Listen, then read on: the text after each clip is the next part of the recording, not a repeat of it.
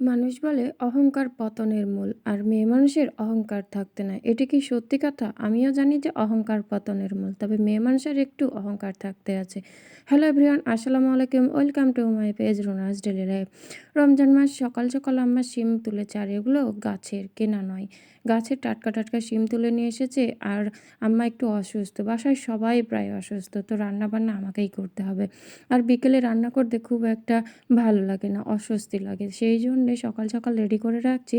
আর এই যে আমি চুলার কাছে চলে এসেছি, সব কিছুই প্রায় রেডি করে নিয়ে। আম্মা অসুস্থ, তারপরে রেডি করে দিয়েছে, কিন্তু চুলার কাছে বসে থেকে রান্না করতে পারছে না, তাই রান্নাটা আমিই করব। আর ওই যে বললাম অহংকার, আসলে কি আমি নাকি সবসময় অহংকার করি? মানুষের সাথে একটু কথা না বললে কি অহংকার হয়ে যায়?